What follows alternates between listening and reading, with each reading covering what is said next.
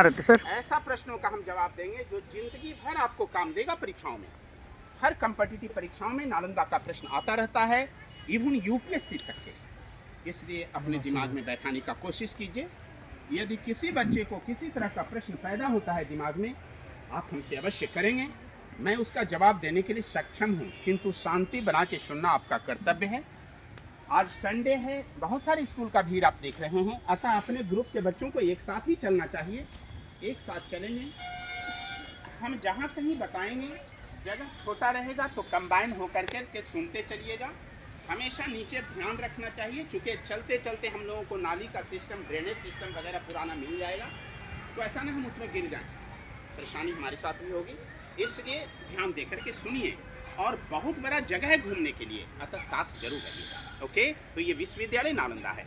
नालंदा विश्वविद्यालय की स्थापना 5वीं शताब्दी में मगध के राजा कुमारगुप्त ने किया था। So actual king Kumaragupta was the founder of this university. इस विश्वविद्यालय को बनाने वाले राजा कुमारगुप्त थे। ये 5वीं शताब्दी में बना था। कोई बच्चा बताओ अभी कैवीं शताब्दी चल रहा है? Thank you. बोल्ड होके बताना है, बोल्ड होके ये बताओ। बताया कि अभी 21वीं शताब्दी चल रहा है ना?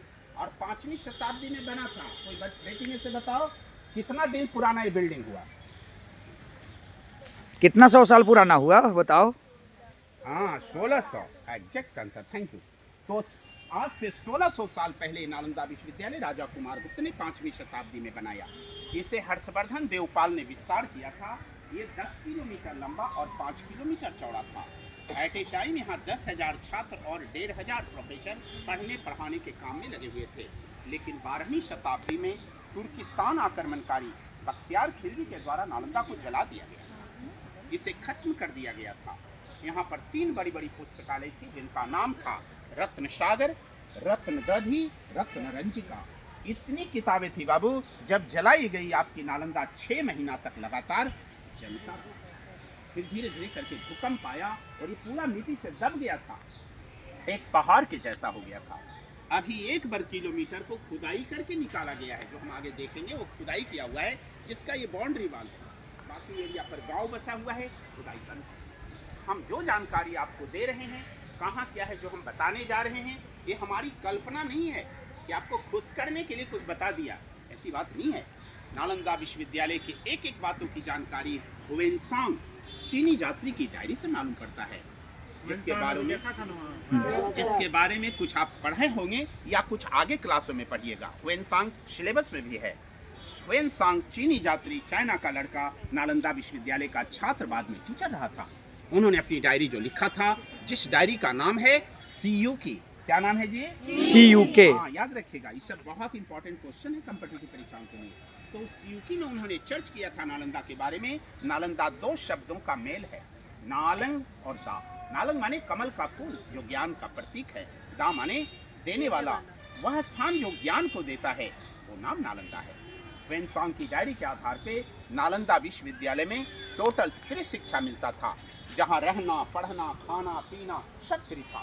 सारा खर्चा राजा लोग देते थे, राजाओं को गांव वाले दान देते थे, प्लस 100 गांव का जो रेवेन्यू आता था, टैक्स, वो भी राजा इनको दे देते थे। जरा सोचिए कितनी गौरव की बात है आपके लिए।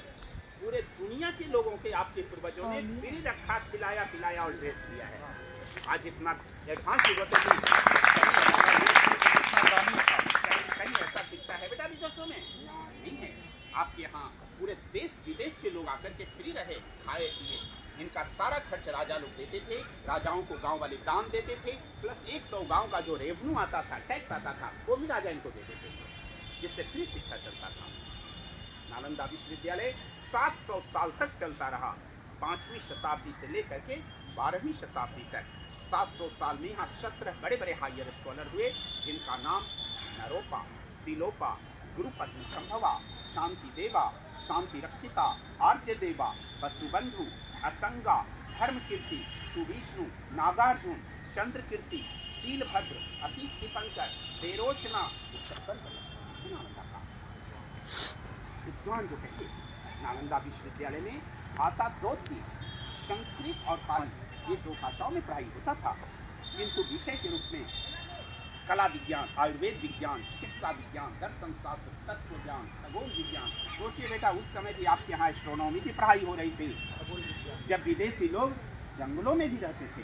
उस समय आपके लोग प्रकाश परावर्तन का नियम जानते थे। ये सारी चीज़ें आप यहाँ देखेंगे। लेकिन इन सारी बातों के साथ नालंदा का एडमिशन बड़ा टफ था। तो यही किसी अच्छे संस्थान की एक अच्छी बात थी। यहाँ 4 बड़े बड़े गेट थे। चारों गेट पर द्वारपाल खड़े होते थे। द्वारपालों के द्वारा पूछे गए प्रश्नों का सही जवाब देने के बाद विद्यार्थी का एडमिशन होता था। जरा सोचिए।